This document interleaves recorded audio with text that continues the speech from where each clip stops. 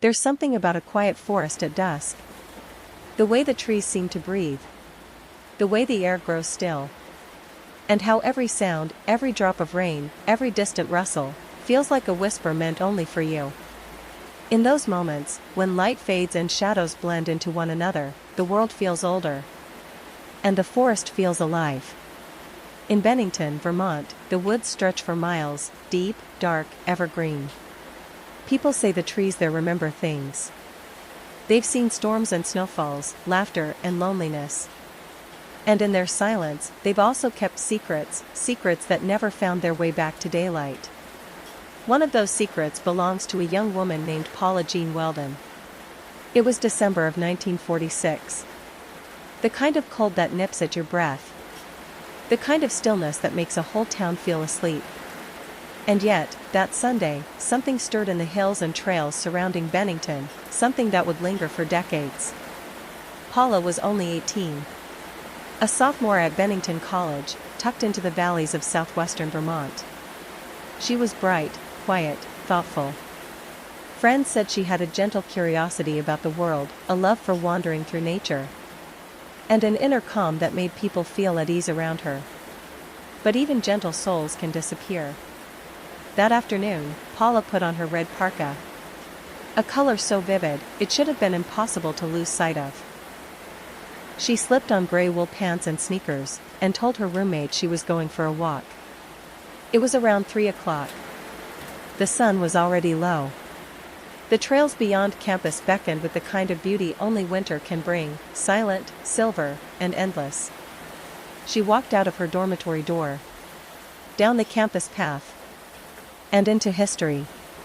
No one could have known that this simple walk, this brief, ordinary moment, would become one of New England's most haunting mysteries. Later that evening, when Paula didn't return, her absence felt strange but not alarming. Students assumed she was studying late, or perhaps visiting town. But as hours passed, the worry grew. By morning, her bed was still neatly made. Her books untouched. Her light, still off. And outside, the woods were as quiet as ever. The first search parties thought they would find her easily. A college student who lost her way, maybe injured or stranded. But the deeper they went into the forest, the more the trail vanished beneath their feet. There were no footprints in the snow. No torn fabric, no signs of struggle, no trace at all. It was as if Paula had stepped into the trees and simply melted into the mist. The local papers called it the mystery in the mountains. Reporters came from across New England, writing of a girl in a red coat who vanished between daylight and darkness. And yet, behind every headline, there was still a family. A father pacing the floor of his home. A mother who refused to believe her daughter was gone. They searched until the snow grew too deep. Until even hope began to freeze. But the forest gave nothing back. What makes Paula's story linger isn't only the unanswered question of what happened, but the feeling that the place itself remembers. Locals say that on quiet nights, if you walk the old trail near Bennington and the wind shifts just right, you can hear the faintest sound, like footsteps behind you, or the whisper of a coat brushing through pine needles. Some dismiss it as imagination. Others call it something else, the echo of a story that never ended. And that's the thing about mysteries like this. They don't shout. They don't demand your attention. They wait. They sit quietly in the corners of history. Soft as snowfall, patient as time. And sometimes, when the rain falls just right, they find their way back. Not as answers, but as whispers. Tonight, we'll go back there. To the cold December evening when Paula Jean Weldon took her final walk. We'll follow her footsteps down the narrow road, past the campus gate, and into the stillness of the forest. We'll listen to the stories, the theories, and the echoes that remain. Not to solve them, but to understand them. So as the rain falls outside your window, and your breathing slows with the rhythm of the storm, let your thoughts drift through the trees. Feel the mist on your skin, the earth beneath your feet, The hush of the pines above you. Because somewhere in that stillness, in the quiet between every drop of rain, the forest is still whispering her name. The afternoon of December 1st, 1946, began like any other Sunday in Bennington, Vermont. Classes were done for the week. The cold had settled in, and the air carried the smell of wood smoke and frost. Students at Bennington College moved through their quiet routines, writing letters home, sharing coffee, folding sweaters, talking softly about the coming holidays. Paula Jean Weldon had been one of them. 18 years old, thoughtful, independent, with that gentle curiosity that made her want to understand the world beyond her window. That morning, she'd worked her shift at the school's cafeteria. She'd spent some time reading in her dorm room, the pages rustling against the sound of wind. Her roommate later said Paula had seemed calm, maybe a little restless, the way people sometimes feel when the air outside seems to call them somewhere. At around 3 p.m., Paula stood, reached for her red parka, the one lined with soft gray wool, and said simply, "I think I'll go for a walk." It was a short sentence. One that might have meant nothing at all. But that moment would become the last anyone ever heard her voice. She left the dormitory, walked down the slope of the college path, and out toward Route 9, a long, bending road that wound its way through the Vermont hills. A few classmates saw her pass by. They remembered the flash of her red coat against the pale light. A local contractor named Louis Knapp later recalled seeing her too, walking along the road, her head slightly down, hands in her pockets. He slowed his truck, offered her a ride, but she shook her head with a small smile and kept walking. A little farther down the road, a couple named Mr. and Mrs. Franti saw her heading toward the Long Trail, a well-known hiking path that runs through the Green Mountains. She looked peaceful, they said. Determined, but not hurried. The sun was setting now, dipping low behind the ridges, the kind of winter light that fades quickly, turning the forest gray long before night actually falls. Somewhere between that road and that trail, Paula vanished. When she didn't return that evening, her roommate didn't panic. Paula had taken walks before, often to clear her thoughts. Maybe she'd gone to town. Maybe she was with a friend. But when midnight came and her bed remained empty, the unease began to grow. By morning, her pillow was still untouched. Her books were on her desk, a bookmark resting halfway through a novel. Her hiking boots, her heavier pair, were still by the door. All that was missing was Paula, and the red parka she'd been wearing. The college called the local sheriff, and soon, a search began. Students gathered flashlights. Faculty spread word through nearby towns. The trailhead where she'd last been seen became a point of focus, a gateway into the thick woods. Searchers moved in lines, calling her name through the frost. Dogs followed faint scents that disappeared within yards. The ground was firm and dry, the leaves thin with cold, there were no tracks, no marks of a struggle. It was as if the forest had closed behind her, erasing every trace she left. That night, the first of many search parties returned empty-handed. No one had seen her. No sign of the red coat. No sound. By the third day, the story had spread beyond the college. Reporters arrived from Albany, from Boston, from New York, the Bennington mystery, they called it. Local townspeople offered theories. Maybe she ran away. Maybe she'd lost her footing near a ravine. Some even whispered of strangers on the road. But those were only words. The woods themselves remained silent. The days turned to weeks. Snow began to fall in heavier sheets. Volunteers searched until frostbitten fingers forced them home. Paula's father, Archie Weldon, arrived from Connecticut and coordinated new efforts. He was methodical, stubborn, heartbroken, searching every mile of the long trail, demanding answers that never came. He even brought in FBI agents, though jurisdiction issues made things complicated. For all his efforts, he found only one thing: stillness. The case grew colder with the season. And slowly, the forest reclaimed its calm. By spring, even hope seemed to fade. The papers stopped printing updates. Classes resumed. The world, as it always does, moved on. But for Paula's family, time stood still. Her mother, unable to accept the silence, refused to change her daughter's room back home. The bed remained made, the books left where Paula had last touched them. Some nights, she would light a candle by the window, believing that wherever Paula was, she might still find her way home. The red parka became a symbol, a ghost of color in a gray world. Students still whispered about her as they walked the paths around campus, wondering if they'd ever really be safe wandering alone. And sometimes, late at night, hikers said they heard something strange, not a scream, not a voice, just the faint rhythm of footsteps on the trail, where no one was walking. It's easy to say she got lost. It's easy to say she ran away. But in Bennington, the line between the ordinary and the unexplained is thinner, perhaps, than we like to admit. Because Paula wasn't the only one.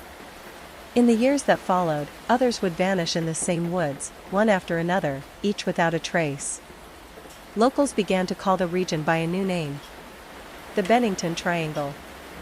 But that is a story for another night. For now, we're left with a quiet image. A young woman in a red coat, walking deeper into the forest. The pines whispering around her. The world dimming with every step. And somewhere between light and shadow, the forest simply closed. No one expected silence to last this long. Days turned into weeks, and the search for Paula Jean Weldon slowly shifted from urgency to mystery. People stopped walking the long trail alone. Families locked their doors a little earlier. And in the small town of Bennington, whispers began to replace answers. The first whispers were practical. Maybe Paula had lost her way. Maybe she had slipped while crossing a stream or wandered too far into the woods as the daylight faded. The forest could be deceptive, trails twisting into one another until every direction looked the same. If she'd fallen or collapsed from exhaustion, snow would have covered any sign by morning. That was the simplest theory, and perhaps the most human one. That nature, indifferent and quiet, had simply claimed her. But her father, Archie Weldon, didn't believe it. He knew his daughter loved hiking, yes, but she wasn't careless. She would have known how far she could go before dusk. He believed something, or someone, had stopped her from coming back. As days passed, the town began to wonder the same. Some said she had been seen near a truck further up the road. Others claimed a stranger had passed through town that day, a drifter who vanished soon after. But for every account, there was a contradiction. No evidence, no footprints, no confirmation. Just the echo of uncertainty. Over time, darker theories began to form. That perhaps Paula had met with foul play, an unknown person offering her a ride or following her into the trees. That she had trusted someone she shouldn't have. But again, there was nothing, no body, no weapon, no proof. And as the human explanations grew thin, the story began to slip into something else. Bennington was no stranger to legends. The mountains had always carried an eerie calm, the kind that feels alive when the fog rolls in. Old hunters spoke of compasses spinning out of control deep in the woods, of echoes that didn't belong to them, of places that made them turn back without knowing why.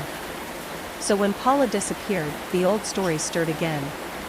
And soon, people began to notice something strange. Hers wasn't the only name the forest had taken. In 1945, just a year before Paula vanished, a man named Mid-Dye Rivers had disappeared in almost the same area. He was a seasoned woodsman, a guide who knew every trail by heart. One moment he was leading a hunting group through the hills, the next, gone. No trace was ever found. Then, after Paula, others followed.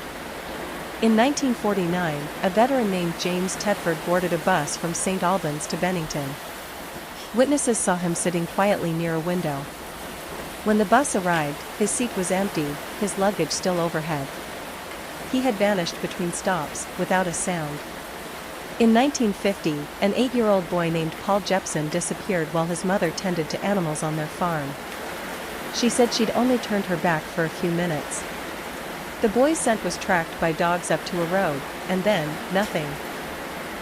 That same year, Frida Langer, an experienced hiker, vanished while walking near Somerset Reservoir, only a few miles from where Paula was last seen. Her body was found months later, but too damaged by time and weather for anyone to know what had happened. 5 disappearances, all within a few years, all within the same stretch of wilderness.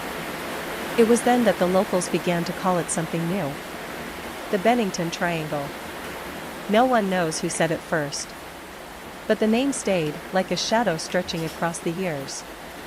Some said the triangle was cursed, a place where the earth itself swallowed people whole. Others said magnetic fields or strange energies confused compasses and senses alike.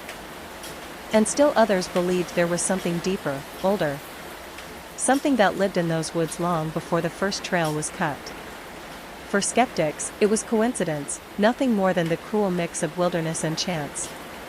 But for those who'd lost someone, coincidence was never enough. Paula's father kept searching long after the papers stopped printing her name. He hired private investigators, followed rumors across states, even chased reports of red-coated women seen hitchhiking in distant towns. Each lead faded into nothing. Each hope ended with silence. Years later, as time thinned the edges of memory, the mystery of Paula Jean Weldon remained as clear as ever. A bright young woman who stepped into the woods one December afternoon, and never stepped back out. People still speak of her sometimes. Hikers say the air changes near Glastonbury Mountain. Colder, quieter, as if the forest is holding its breath. They say if you stand still long enough, you can hear the faint rhythm of footsteps among the pines. Soft, deliberate, just behind you. Perhaps it's only wind. Perhaps it's the forest remembering. What happened to Paula Jean Weldon may never be known. Maybe she lost her way. Maybe she met someone who meant her harm. Or maybe, the moment she crossed into that mist, she became part of something the forest refused to give back. And so the legend continues.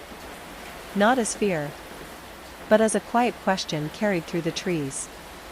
Every drop of rain that falls on the long trail still touches the same ground she walked on.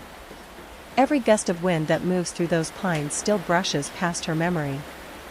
And if you listen closely, very closely, you might still hear her name in the stillness.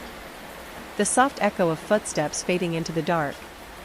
Time has a way of softening even the sharpest mysteries. The noise fades, the theories quiet down. And all that's left is a story carried gently by memory. For nearly 8 decades now, Paula Jean Weldon's name has lingered in that still Vermont air. A name spoken in classrooms, whispered in documentaries, and shared in hushed voices by hikers passing through the long trail. But for all those years, no one has truly been able to say what happened to her. Perhaps the answer lies in the simplest truth. That the wilderness is vast. And that sometimes, the smallest misstep can separate you from the world forever. Maybe Paula lost her way. The sun dipping too fast. The cold creeping in. And the quiet closing around her like a slow curtain. Or maybe the truth was darker. A moment of trust misplaced. A stranger on the road. A hand that reached out and never let her return. We'll never know. And maybe, that's why her story stays with us. Because some mysteries, the kind that refuse to be solved, become part of the places they touch. They echo through time. Not as fear, but as reminders. Reminders of how fragile we are. How easily a path can vanish under our feet. How silence can stretch across decades and still feel alive. Bennington never truly forgot Paula. Her photograph still rests in archives. Her name still written on lists of the missing. And in the woods where she disappeared, there are still moments, quiet, still moments, when hikers say the air feels different. They speak of hearing footsteps behind them, only to turn and find no one there. They speak of seeing a brief flicker of red, just beyond the trees, like a coat moving through mist. Maybe it's imagination, or maybe it's memory. The land remembering what it once held. The Bennington Triangle remains one of those places where questions outweigh answers. A region where stories overlap. where science and superstition share the same trail. And at its heart, there's always Paula, the girl who went for a walk and became a whisper. If you stand beneath those pines today, you can hear them move with the wind. A soft rustle that sounds almost like breathing. The earth there is quiet. The air sharp and cool. The same earth she walked on. The same wind that carried her last footprints away. Some say the forest took her. Some say it's still keeping her safe. But maybe, just maybe, Paula became part of it. Woven into the rhythm of the rain. The sigh of the wind. The stillness between every sound. And in a way, that thought is peaceful. Because if she was lost to the world, she was not lost to time. Every story told in her name keeps her near. Every whisper through the trees carries her a little farther forward. In the end, maybe it isn't about what happened at all. Maybe it's about what remains. The space she left behind. The stillness she became. The quiet reminder that every life, no matter how brief, leaves a mark somewhere. So as the rain falls, and the forest hums in the distance, take a breath. Listen. Feel the calm of the world settling around you. Because somewhere, deep in the Vermont pines, where the trail bends and the mist begins to gather, Paula Jean Weldon still walks. Not as a ghost. Not as a warning. But as a whisper.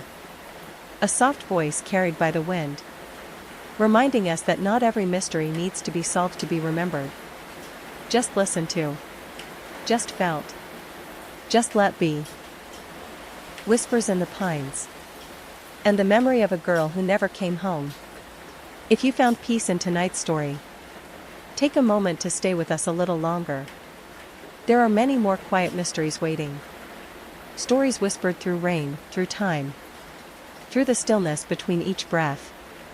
Subscribe if you'd like to drift through another one with me. Your support helps keep these stories alive. And every listen, every moment you spent here, means more than you know. Until next time, sleep softly. And may the whispers of the pines keep you company through the night. The sound of rain has a way of softening the world. It blurs the edges of buildings, dulls the hard corners of thought, and turns even the busiest places into quiet reflections of themselves. On some evenings, that quiet feels comforting. On others, it feels like a memory trying to speak. It was raining on the afternoon of November 28, 1969. When a young woman named Betsy Aardsma walked across the campus of Penn State University. She was 22 years old, thoughtful, graceful. A graduate student who believed deeply in kindness and words. An English major, after all. Classes had paused for the Thanksgiving holiday. The sidewalks were nearly empty. The sky heavy and gray. The kind of day where the wind doesn't whistle, it hums. Betsy carried her books close to her chest as she walked. Her red dress hidden beneath a long coat. Her steps careful on the wet pavement. She told her roommate she was heading to the Petit Library for just a short study session. Half an hour, maybe less. She had no way of knowing she would never walk back. The rain that day was steady but light, tapping softly on the library windows as students studied inside. The Petit Library was a maze of silence. Rows upon rows of old shelves. The faint scent of dust and paper. The hum of fluorescent lights that flickered ever so slightly when the air conditioner came on. Betsy entered around 4 o'clock. No one remembers exactly what she said. Just that she smiled politely as she passed the front desk. A librarian later recalled the soft click of her shoes as she walked deeper into the stacks. A narrow section filled with books, where aisles were only wide enough for 2 people to pass if they turned sideways. Some students avoided that part of the library. Too dark, too quiet. But Betsy liked calm places. She often said they helped her think. Somewhere between rows 50 and 51. She set her books down. She reached for something on the shelf. And in that stillness, in that safe, academic quiet, Someone stepped behind her. No one screamed. No one heard a struggle. Only a sound, a soft, almost unnoticeable thud, echoed through the shelves. Moments later, another student walking through the stacks saw a girl lying face down on the floor, her book scattered, a pencil rolling slowly across the tile until it stopped at the toe of his shoe. He thought she'd fainted. People faint in libraries sometimes, too warm, too tired, too long without lunch. He knelt beside her, called out for help. And when someone else came running, they turned her over. It wasn't until then that they saw the blood. A dark stain, spreading fast through the red fabric of her dress.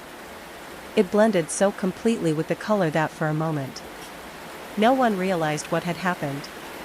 A librarian called the campus hospital. Others ran to find security. And in the confusion, a man was seen walking quickly out of the aisle. Short hair, khaki jacket. His face pale, his expression unreadable. He said one sentence before disappearing into the rain. "Someone better help that girl."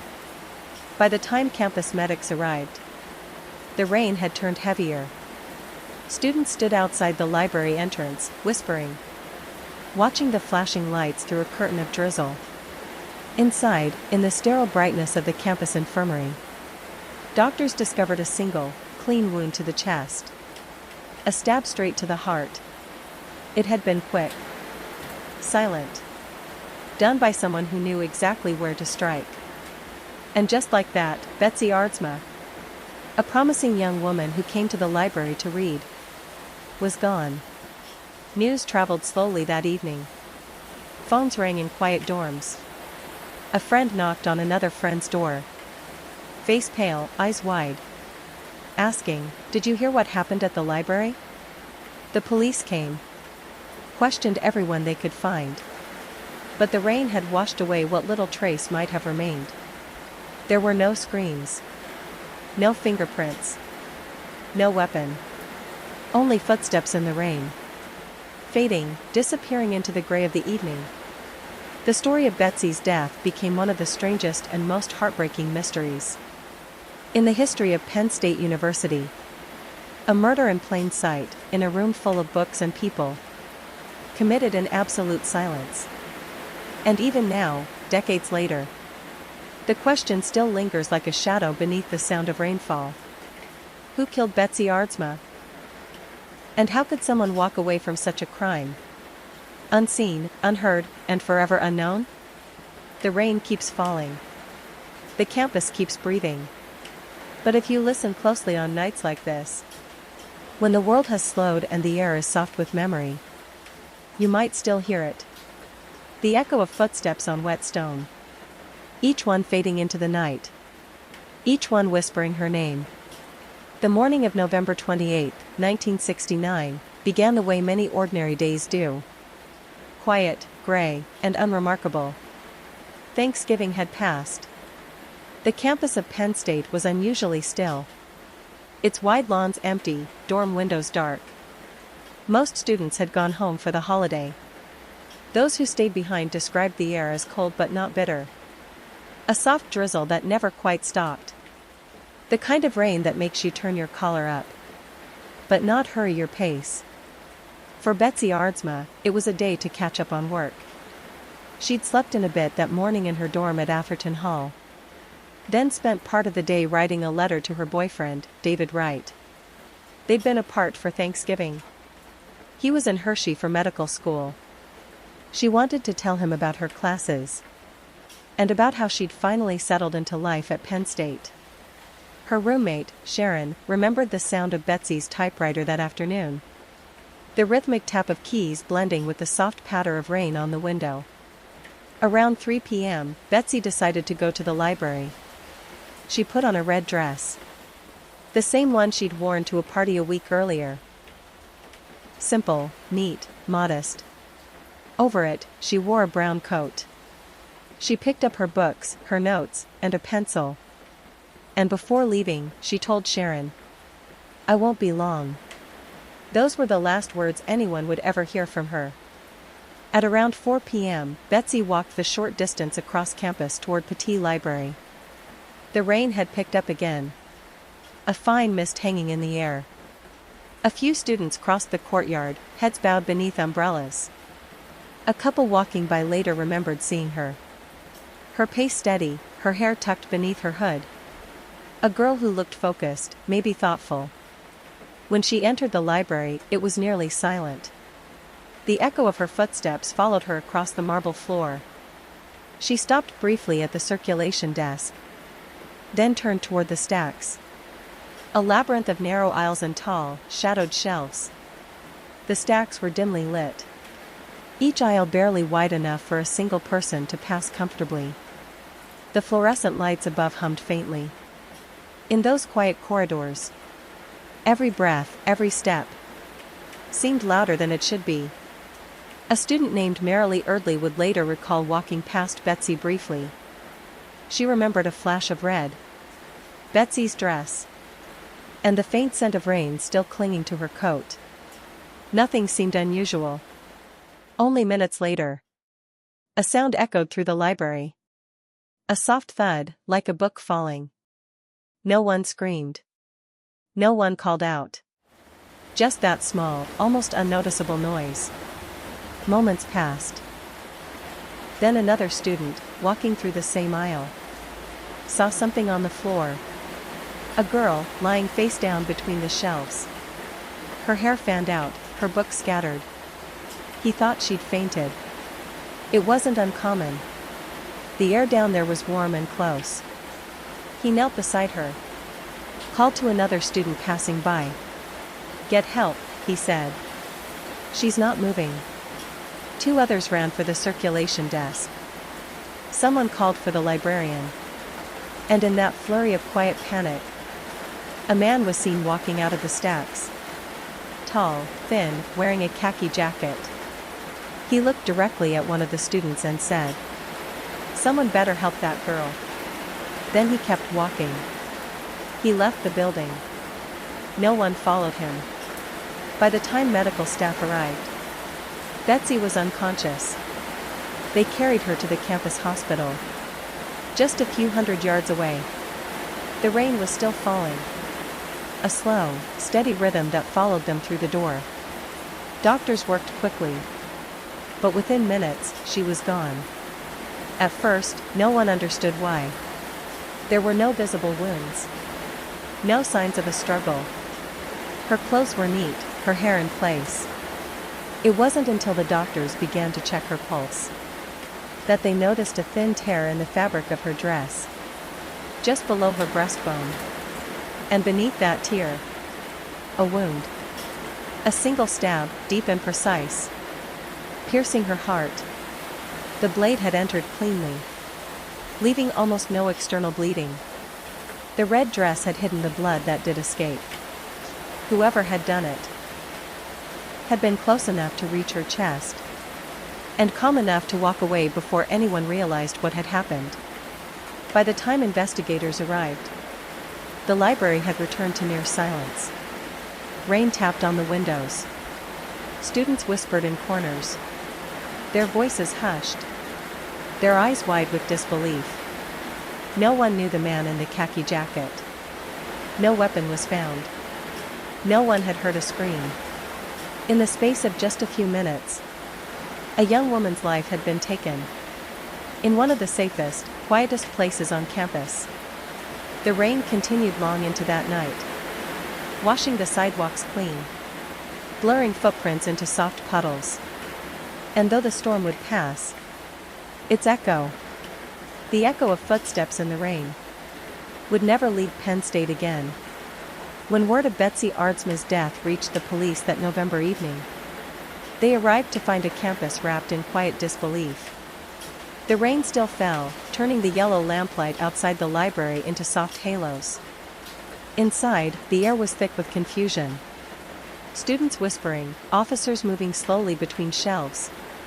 And somewhere in that vast silence, the echo of what had just happened lingered. The Petit Library was sealed off, its doors closed to everyone but investigators. Officers from the Pennsylvania State Police began photographing the narrow aisles, their camera flashes catching only dust and paper. The stacks smelled of wet wool and ink. And under that, faintly, the metallic trace of blood. They found Betsy's books on the floor. A pencil broken in two. And a small smear of red on one of the shelves. But there was no weapon. No footprints leading out. And no clear sign of struggle. Detectives questioned the students who had been inside. Each story was the same. A faint sound, a girl on the floor, a man walking away. Descriptions of the man were vague. Khaki jacket, medium build, light hair. Nothing more. The police believed the killer had escaped within minutes of the attack, slipping out into the drizzle that cloaked the campus. They canvassed the nearby dorms. Asked students if they'd seen a man running. If anyone they knew had come back wet or shaken. No one had. It was as if he had vanished into the rain. Forensic teams searched the area for the weapon. A knife, small and sharp, the kind that could pierce a heart with one quick motion. They combed trash bins, drains, shrubs, and gutters. Nothing. Hours passed. By morning, the library had become a scene of quiet tragedy. The aisles were taped off. The faint outline of where Betsy had fallen still visible on the floor. Police chalked the location of every dropped item. But they were already behind. In 1969, forensic science was limited. DNA analysis didn't exist. Fingerprint dusting was unreliable on porous surfaces like old books. And the scene had been handled. Students had moved books, touched tables, even tried to help before realizing it was a crime scene. In the first hour, crucial evidence had slipped away. Detectives interviewed Betsy's roommate, her professors, her classmates. They asked about enemies, jealousy, disagreements. There were none. Betsy was kind, polite, well-liked by everyone. She had been at Penn State only 2 months. She barely knew anyone outside her English department. The questions began to feel heavier. If she didn't know her killer, then who had followed her into that library? And why? Some officers believed it was a crime of opportunity. A stranger who'd seen her alone, waited for a quiet moment, and struck before anyone could react. Others thought it felt too precise. A single stab to the heart, quick and controlled. It didn't seem random. A composite sketch of the man in the khaki jacket was created, based on conflicting witness accounts. The image was vague. Just another face among thousands. Flyers were posted around campus. But no one recognized him. As days passed, rumors began to swirl. Students whispered theories in dorm hallways. Voices low, as though afraid to wake the ghosts of the stacks. Some believed it was a jealous lover. Others thought it was a stranger who'd been watching her. A few wondered if the killer was still among them. A student, perhaps, sitting quietly in class while police searched for a face they couldn't find. The investigation stretched into weeks. Police interviewed hundreds of people. They examined faculty rosters, checked local psychiatric hospitals, and followed every false lead that drifted in. Each time, the trail ended in the same place, nowhere. Christmas came, and the snow covered the campus where rain had once fallen. Classes resumed. Students avoided the stacks after dark. And the whispers continued. Detectives returned to the library often. They'd stand in that narrow aisle between rows 50 and 51. The same place Betsy had fallen. Listening to the silence. It was easy to imagine how it had happened. A quiet approach, a single motion. And then nothing but stillness. Somewhere out there, someone carried the weight of that moment. Someone knew the truth about what had happened beneath those flickering lights. The police tried to keep hope alive. They followed new tips through the 1970s and 1980s. Interviewed former students who'd long since moved away. They reopened boxes of yellowed evidence, hoping technology might someday reveal what they couldn't. But every time, the same cold certainty returned. Betsy's killer had slipped away before the rain had even stopped. For the people who knew her, the case never truly ended. It became a quiet ache that never left the edges of memory. A life full of promise, reduced to an unanswered question in a dim library aisle. And as the years stretched on, Petit Library kept its silence. The lights were replaced, the shelves rearranged, but that small, unseen corner of the building remained haunted by the echo of footsteps and the rain that once fell outside. As days turned to weeks and weeks became years, the story of Betsy Aardsma's death began to shift from tragedy to mystery. The facts were few, and the silence left behind by that November afternoon seemed to invite imagination. Detectives had gathered all they could: interviews, sketches, the faint outlines of memories. But when evidence fades, people begin to fill in the blanks themselves. And so, the theories began. The first was the simplest: that Betsy's killer was a stranger. A random act of violence by someone who had wandered into the library that day. Perhaps not even a student. The campus had been quiet after Thanksgiving. The rain had blurred footprints. The cold had driven most people indoors. It was easy to picture a drifter, someone unstable or lost, slipping in unnoticed through the open doors of the university. But this theory never quite fit. The murder had been clean, precise, controlled. A single strike. Right to the heart. Not the work of someone in a frenzy, but of someone who knew what they were doing. So attention turned elsewhere. The second theory was darker: that Betsy's killer might have been someone she knew. Perhaps not closely, but enough to recognize her that day. Enough to approach her in a place where she felt safe. Detectives explored her circle of friends, classmates, and professors. They spoke to her boyfriend, David Wright, who had been away studying medicine. He was grief-stricken, cooperative, and quickly ruled out. He loved her deeply, and there was no evidence of anger or jealousy. Still, whispers on campus grew. Students speculated about secret relationships, about professors who might have admired her from afar. None of it ever led anywhere. Betsy was known to be quiet, studious, and kind. Not the type to draw trouble. Then there was the man in the khaki jacket, the only known person to leave the scene after the attack. Dozens of witnesses recalled seeing him. Some described him as calm. Others said he seemed pale, almost shocked. He was never identified. He had simply walked into the rain and vanished. For years, investigators tried to find him. Old photographs were compared. Names were whispered. Rumors circulated. But every lead dissolved. If he had been the killer, he had hidden himself perfectly. And if he hadn't, he had still become a ghost in the story. A man forever walking out of the library, never turning back. In the mid-1970s, another name began to surface. A former medical student named Richard Hafner. He had been a graduate assistant at Penn State around the time of Betsy's death. Known for his intelligence, and, as some would later claim, his temper. Some acquaintances described him as socially awkward. Others as controlling. Even volatile. Police questioned him years later. He denied any involvement, and no physical evidence tied him to the scene. But certain details troubled investigators. He had been seen near the library that day, and had allegedly left town not long after the murder. Still, without evidence, the case could go no further.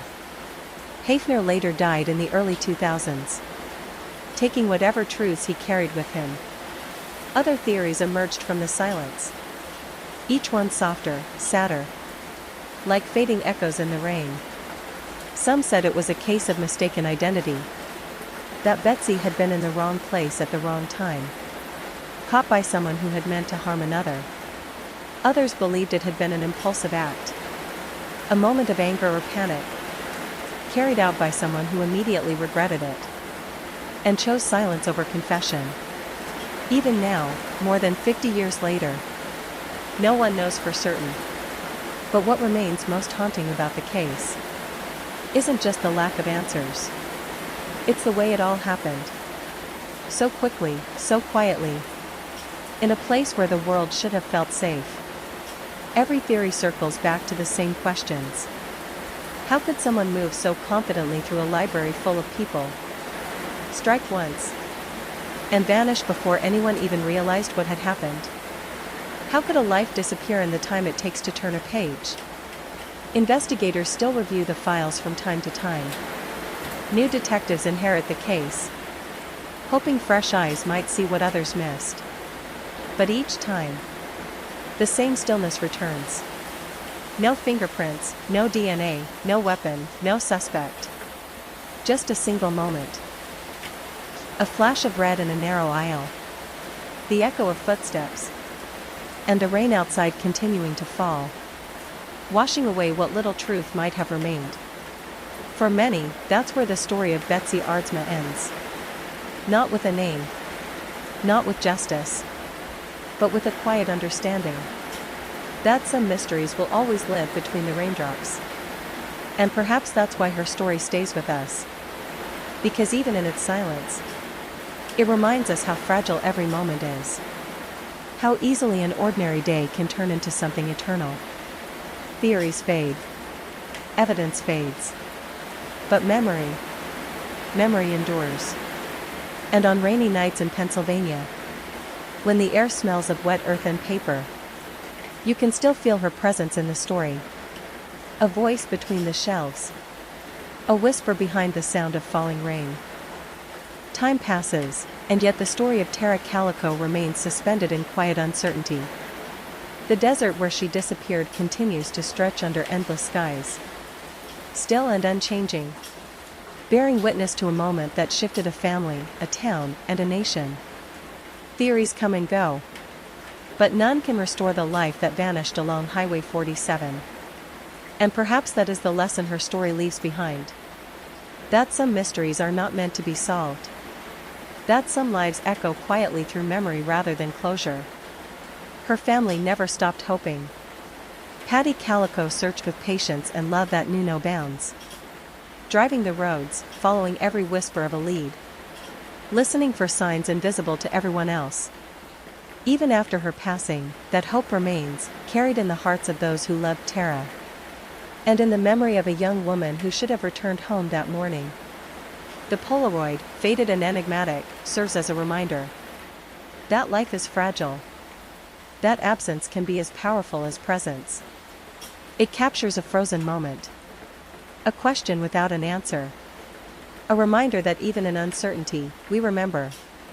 We care, and we continue to seek understanding. For listeners, the story is a quiet meditation on loss, on time, and on the resilience of memory. Tara Calico may never be found. Her disappearance may remain a puzzle that the world cannot solve. But her life, her laughter, her bright, determined spirit, those remain, undiminished. Living on in the stories we tell. In the quiet moments before sleep. In the way we notice the small, fleeting beauty of each ordinary day. So tonight, as the desert winds whisper and the highway stretches endlessly in your imagination, remember Tara Calico. Remember the girl who rode beneath the morning sun, who vanished before dawn, and whose story still travels across time. Softly, silently, between memory and hope. If you are still awake, take a deep breath and let it out slowly. Let your mind rest on the quiet, endless highway. The desert stretching under the morning sun. And the thought of Tara Calico riding through the golden light. Some mysteries are never fully solved. They leave questions instead of answers. And spaces where certainty should be. But in those spaces, there is still room for memory, for love. And for the quiet persistence of hope. If you found yourself drawn into this story, you can stay a while longer. Here, in this gentle narration, every tale is told softly. So that even true crime, even stories of loss and disappearance, can be a companion to rest, reflection, and calm. Because not every story needs a conclusion, and not every ending is final. Sometimes, the act of remembering, the act of honoring a life and its possibilities, is enough. So as you close your eyes tonight, imagine the wind in the sagebrush, the hum of the highway stretching on, the sunlight touching the earth in quiet waves. Let the story fade like a whisper in the desert, leaving you calm, leaving you gentle, leaving you ready to rest. You've been listening to Gone Before Dawn, the unsolved case of Tara Calico. I'll be here again soon, with another quiet story, told slowly, told softly, for nights like this. Good night. And may the road, the desert, and the memory of Tara carry you safely into sleep. The desert has a sound all its own. It isn't silence exactly. It's the hum of wind brushing against dry grass, the slow heartbeat of an empty horizon, and the faint echo of something you can't quite name. On the morning of September 20th, 1988, that sound was all around a small town in Belen, New Mexico, as Tara Calico wheeled her pink Huffy bicycle out into the sunlight. It was just after 9 in the morning. The sky was clear, endless, and blue. The kind of morning that made the world feel simple, like nothing could ever go wrong. Tara was 19. Bright, ambitious, always moving toward something. She loved to plan her days, to check her watch, to challenge herself to beat her own time. That morning, she had a lecture later, plans with her boyfriend that evening, and a bike ride she'd done 100 times before. A long stretch of Highway 47, straight through the desert's golden quiet. Before leaving, she called to her mother, Patty, asking her to come along like she sometimes did. But Patty had errands that morning, so Tara smiled and said she'd see her around noon. Don't worry, she told her. I'll be back before lunch. And then she was gone, her pink bike gliding down the dusty road, her Walkman clipped to her shorts, earphones tucked beneath her hair, the sound of her favorite cassette filling her head as she pedaled into the distance. For the people who knew her, that image, Tara on her bike, the sun low behind her, the wind in her hair, would become a memory frozen in time, because she never came back. At first, there was no reason to worry. She often rode far, 15, sometimes 20 miles before returning. But by early afternoon, the light began to change. Shadows stretched long across the highway, and there was still no sign of her. Patty glanced at the clock again. Then again. The hours began to blur together, in that strange, uneasy way, when something ordinary starts to feel wrong. By 4 o'clock, she was driving Tara's route herself, windows down, calling her daughter's name into the warm air. The road ran straight through miles of open land, a thin gray line cutting through sand and sagebrush. Nothing moved except the wind. Patty stopped at every bend, checked the shoulders for tire marks, listened for the faintest sound. There was nothing. No bike, no backpack, no trace of anyone at all. When night finally fell, the desert turned cold, and in that darkness, the search began. Deputies arrived, their headlights sweeping across the sand. Volunteers brought flashlights. Neighbors joined in.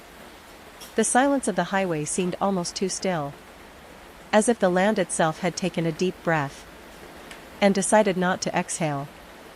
They found only one thing that night: a small cassette tape, cracked open on the shoulder of the road. Later, another searcher spotted a piece of plastic, the casing of a Walkman, shattered near a cattle guard. It was hers. But Tara was gone. By dawn, the search had stretched for miles. Helicopters hovered low over the desert, Dogs traced faint scents that disappeared in the wind. Nothing made sense. It was as though she'd vanished into thin air. Witnesses came forward in the days that followed. A few drivers said they'd seen her that morning. Pedaling fast, focused, with a light-colored pickup truck trailing behind. The man inside had been described differently each time. Older, maybe mid-30s. Light hair. An unfamiliar face in a familiar place. It wasn't much, but it was all they had. Patty clung to hope in those first days. She told herself Tara might have been injured somewhere.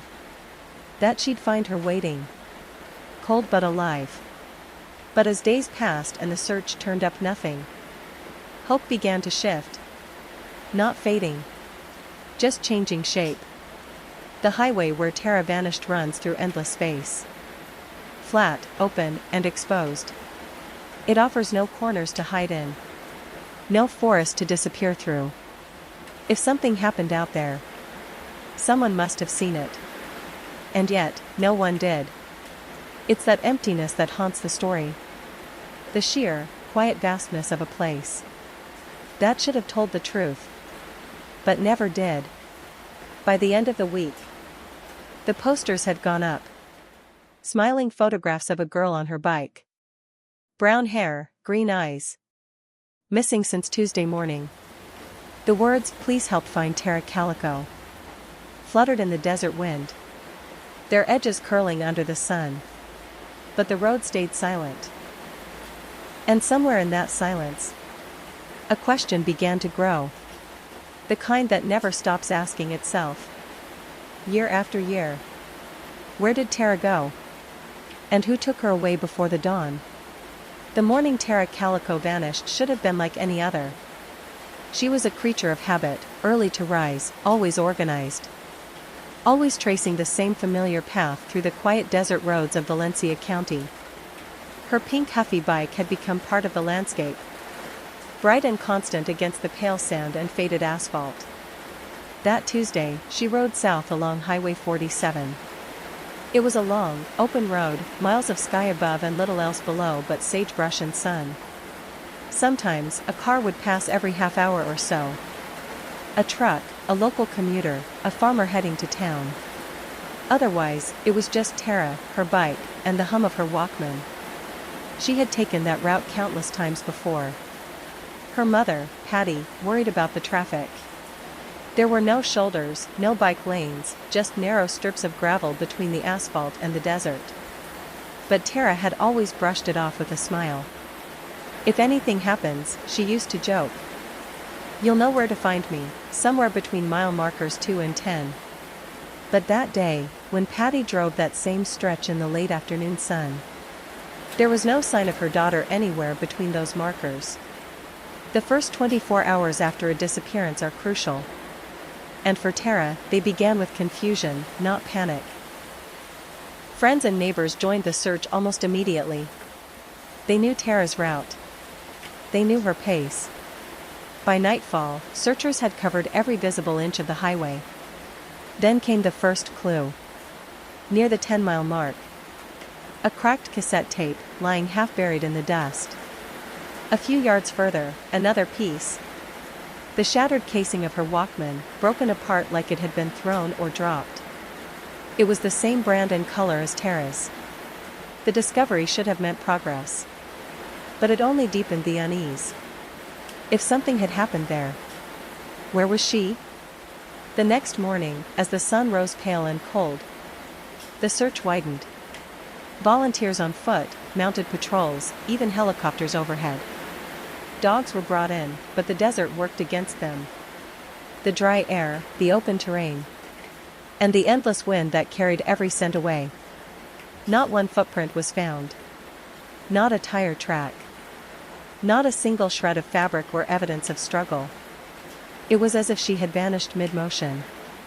Pulled out of the world without leaving a trace behind. Witnesses began to come forward. A few drivers recalled seeing her that morning. Riding fast, wearing her earphones. A flash of pink against the empty road. But several added another detail.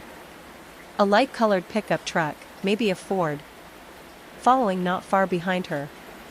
Some thought little of it at the time. It was common to see vehicles passing cyclists. But in hindsight, the memory took on weight. One driver said it seemed as if the truck slowed whenever Tara did. That it lingered. The police tried to track down every similar vehicle in the area. There were hundreds. Farm trucks, work vehicles, local pickups.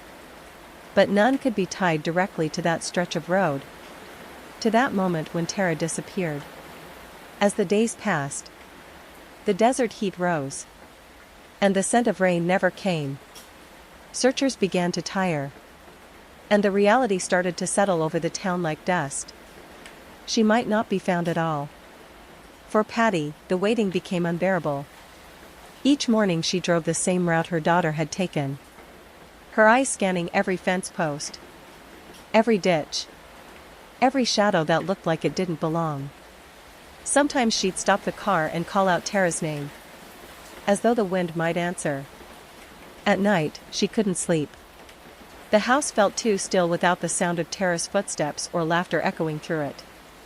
Each noise in the distance, a car engine, a door closing, made her heart race, hoping it was the sound of her daughter coming home. But Tara didn't come home. Days turned to weeks. The search slowly became an investigation. Detectives began reviewing phone records, questioning known troublemakers in the area, looking for anyone who might have noticed her that morning. They found little. The only real pattern was absence. The absence of evidence. The absence of witnesses who saw what happened next. The absence of closure. By the end of the second week, posters were everywhere. Her smile, bright and alive, looked out from telephone poles and gas station windows. In her photo, she looked confident, full of motion. A reminder of who she had been before that quiet road swallowed her whole. People began to talk. Theories, guesses, small-town whispers. Someone must have taken her. Someone who knew the roads. Who knew she'd be alone that morning. But without proof. The truth remained just out of reach, like a mirage rising off the asphalt in the heat. And so, life went on around the hole she left behind. The sun kept rising. The wind kept blowing. And the road stayed empty. Every time Patty passed it, she slowed, as if the world might still give her daughter back. But Tara Calico had disappeared into that thin stretch of desert. And whatever had happened out there was known only to the sand, the sky, and the silence that still lingers where she once rode. When Tara Calico didn't return home, what began as a frantic search quickly turned into a formal investigation. For Patty Calico, her mother, and for the small town of Belen, the world had shifted in the space of a single morning. What had seemed like routine roads and familiar fields suddenly became unfamiliar, dangerous, unknowable. Local law enforcement was the first on the scene. Officers combed the highway, walking mile after mile along the shoulder. They looked for footprints, tire tracks, anything that might indicate where Tara had gone. Dogs were brought in, bloodhounds and trackers. Their noses low to the ground, ears twitching with every sound. But the desert had swallowed her trail. Wind and heat erased what little evidence there might have been. Aerial searches followed. Helicopters hovered over stretches of road, spotlights cutting through the desert haze. Volunteers scanned dry riverbeds and empty fields. From above, the land seemed endless, unbroken. And Tara could not be found. Investigators turned to the few clues they had. The shattered cassette tape, the broken Walkman, the reports of a light-colored pickup truck. Every lead was pursued. Neighbors and drivers were questioned. People who had seen her ride her route before were asked if they remembered that morning. Some recalled her vividly. Some did not. No one could provide concrete evidence of what had happened. Police created timelines. They mapped every possible mile she could have traveled. They considered every local man known to harass or threaten young women. They checked travel records, phone calls, and social connections. Each theory was explored in detail. But nothing led directly to her. Weeks passed, then months. Detectives revisited the road over and over, examining photographs, old maps, and search logs. Patterns were noted, dismissed, revisited. Still, the highway remained silent. As news of Tara's disappearance spread, the case attracted national attention. Programs and newspapers asked the same questions. Who could have taken her? Why that road, that morning? And perhaps most haunting of all, where was she now?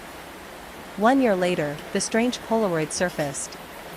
A single photograph showing a young woman and a boy, bound and gagged in the back of a van. Experts examined it. Was it Tara? Could it be her? Opinions varied. Some saw her features. The small scar above her lip. The shape of her jaw. Others said it was inconclusive. The photograph reignited the investigation, spurring renewed efforts by police and private investigators. Leads were followed across states. Tips poured in from Florida, California, New Mexico. Every sighting, every story carefully documented. Yet no direct link to Tara was ever confirmed. The Calico family never stopped searching. Patty drove the same highways, revisited every road Tara might have taken. Spoke to strangers, checked abandoned vehicles, and spoke at public events, hoping someone, somewhere, might have seen something others had missed. Her determination became a quiet testament to a mother's love. Unending, patient, unwavering. Over the decades, law enforcement occasionally reopened the files. New techniques were applied, from forensic analysis to digital mapping of old leads.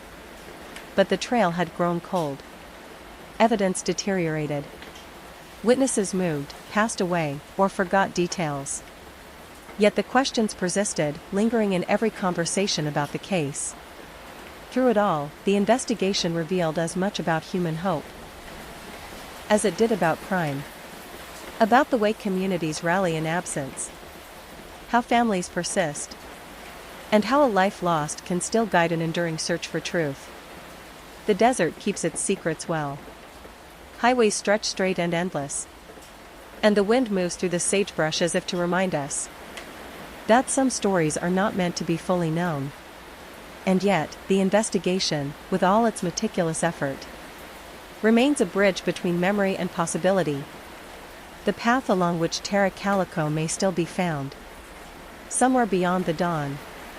It was 1989, almost a year after Tara Calico vanished, when a strange photograph appeared, small, faded, yet impossible to ignore.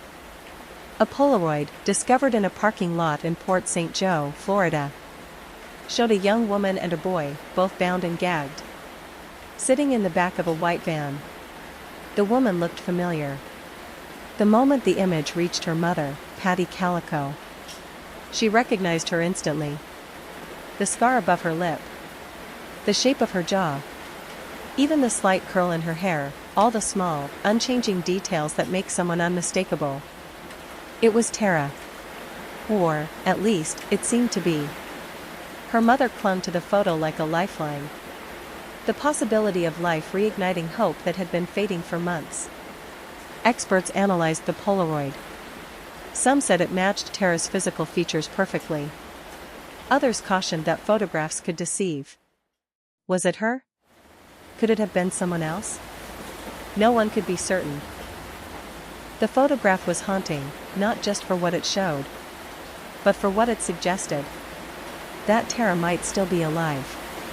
Somewhere, the girl who had disappeared on that quiet September morning was in the hands of someone who had taken her far from the desert roads she knew so well.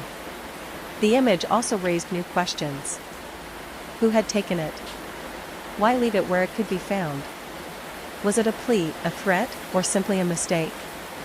The white van, the boy with her, the ties and gag, every detail seemed deliberate, yet left intentionally vague. For law enforcement, the photograph reopened the case. Tips poured in from across the country. Detectives followed every lead, questioning truck drivers, travelers, and local residents in Florida. Some leads seemed promising at first, but eventually all of them went cold. For Patty, the Polaroid was both relief and torment. It suggested that Tara might still be alive. Yet it also confirmed the terror of her situation. Every day without answers weighed heavier than the last. Still, she refused to give up. The photograph became a symbol of the unknown. It was proof of something, yet it offered no clarity. It captured a moment, frozen in time, but left the rest of the story suspended, unreachable. In the years that followed, the Polaroid resurfaced repeatedly in news articles, true crime discussions, and amateur investigations. Each time it appeared, it reminded the world of Tara Calico. Not just as a missing person, but as a life interrupted in a way that remains unresolved. The image's mystery echoes the larger truth of her disappearance. Sometimes evidence arrives, yet it does not answer the deepest questions. The who, the why, the how, all remain just out of reach. For those listening to this story, the Polaroid is a reminder of hope and uncertainty intertwined. It is the faintest whisper of a presence that may still exist somewhere. Far from home, far from the road she once rode. And though time has passed, the Polaroid keeps her story alive. It keeps the questions alive. It keeps Tara present in the thoughts of those who never stop wondering.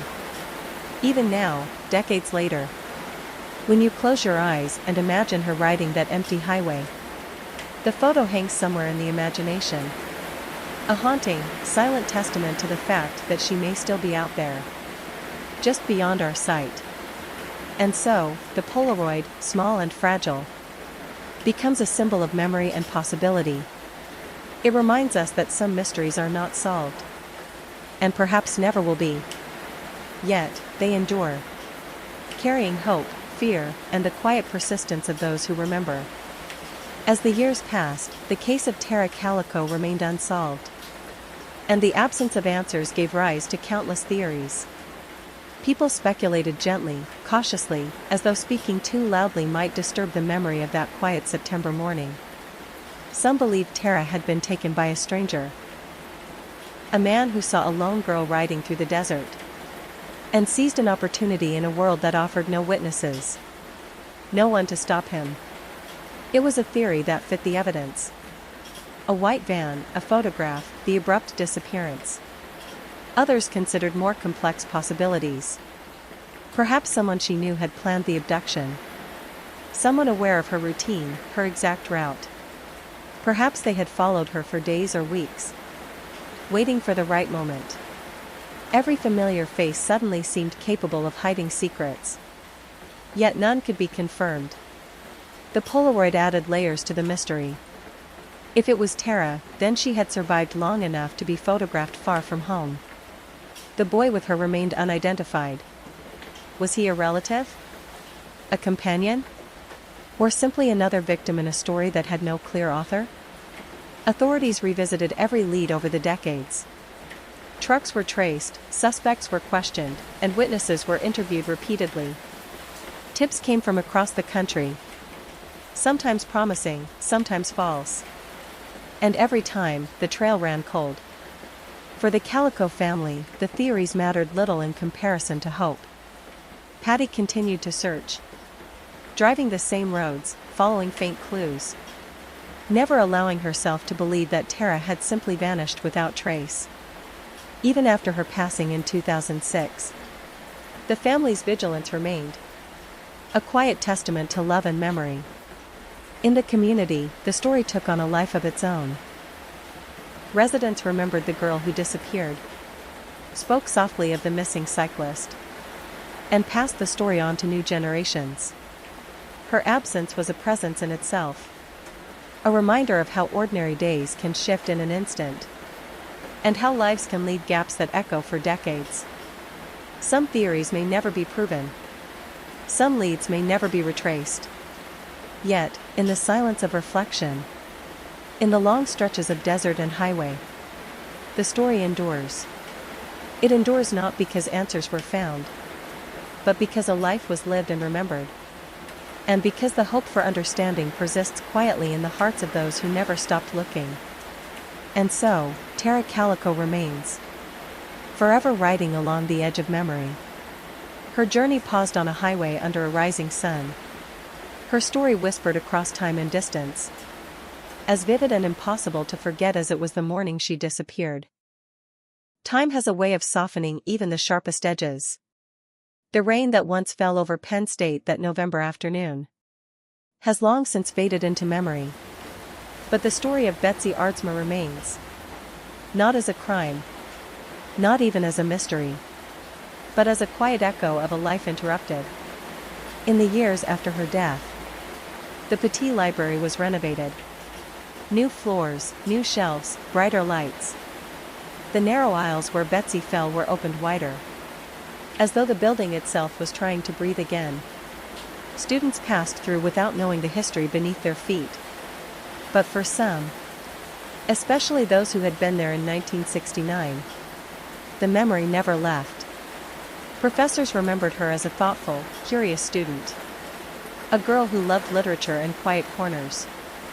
Friends spoke of her kindness, her gentle laughter, her plans for the future. She wanted to teach, to travel, to make a difference in quiet ways. Her family, who had sent her off to college with hope and pride, returned home with grief that never truly healed. Every year, they would light a candle in her memory, not in anger, but in love. For them, the mystery was never about finding a name. It was about remembering the daughter they lost. Over the decades, investigators continued to revisit her case. Files were reopened, suspects re-examined, new technology applied. Each time, hope would rise, and then slowly settle back into stillness. There's a certain sadness in an unsolved mystery. It lingers like a whisper at the edge of understanding. We long for closure, for the simple truth that can set things right. But sometimes, the truth stays hidden. Not because it can't be found, but because it no longer lives in the world as we know it. Betsy's story reminds us of that. It's not a tale of horror, but of fragility. Of how one life, so full of promise, can be here one moment and gone the next. How a single heartbeat can hold an entire future. When people visit Penn State now, some say they feel something in the library. A hush that settles deeper than usual, as though the air itself remembers. Maybe it's just imagination. Or maybe it's the way stories cling to places long after everyone else has left. Students still walk those halls, carrying books just as Betsy did. They study beneath the same lamps, their pages turning softly in the quiet. The world has changed, but the rhythm of life on campus remains. Steady, calm, moving forward. And maybe that's what Betsy would have wanted. For life to continue. For people to keep reading, learning, dreaming. For her story to be told not in fear, but in reflection. As a reminder of how precious the ordinary can be. In the end, what we remember most isn't the moment of her death, but the stillness that followed. The way the rain fell that night. The way people came together in shock and sorrow. The way the world kept spinning, quietly, as though nothing had changed. And yet, everything had. There's a kind of peace in that silence now. A peace that doesn't demand answers, only remembrance. Because not every story ends neatly. Some just fade like a raindrop on glass, leaving a trace, then disappearing into the world it once reflected. When you close your eyes tonight, and the sound of rain fills the distance, you might think of her. A young woman walking through campus, books in hand, dreaming of the life ahead. She doesn't know what waits in the quiet corners of that day. She only knows she's alive. And the world feels endless. Maybe somewhere, in the space between then and now, that version of her still exists. Still walking, still smiling. still turning pages beneath the warm glow of library lights. A fragment of time untouched by the world's cruelty. And maybe that's enough. Because when all else fades, when evidence is gone, when memories blur, when even names begin to slip from the record, what remains is the feeling. The rain. The hush. The tenderness of remembering a life that mattered. So tonight, as the story ends, let the questions drift away. Let the noise of theories and suspects fade to nothing. What's left is simple. A girl who loved to learn. A campus forever changed. And the sound of gentle rain falling over a story that still breathes in the quiet. The mystery of Betsy Aardsma may never be solved. But maybe it was never meant to be. Maybe it was meant to remind us that even in silence, even in loss, there's a kind of beauty that endures. And as you fall asleep, imagine that rain outside your window. Soft, steady, forgiving. Each drop a whisper, carrying her story through time.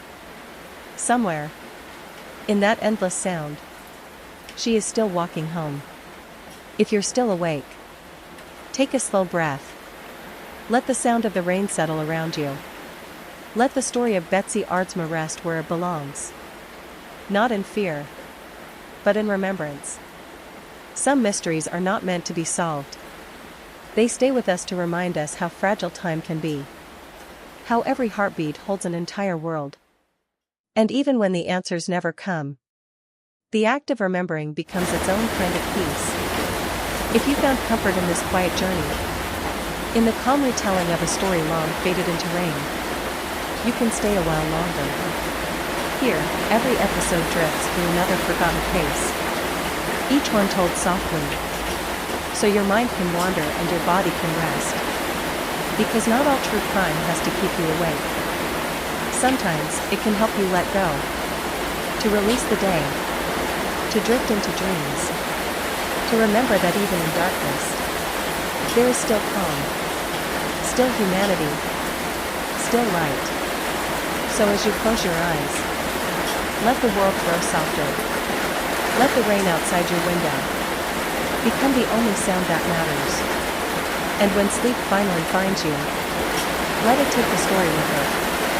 A whisper fading gently into the night. You've been listening to Footsteps in the Rain, the murder of Betsy Aardsma. I'll be here again soon, with another quiet mystery. Told slowly, told softly, for nights like this. Good night. And may the rain keep you safe.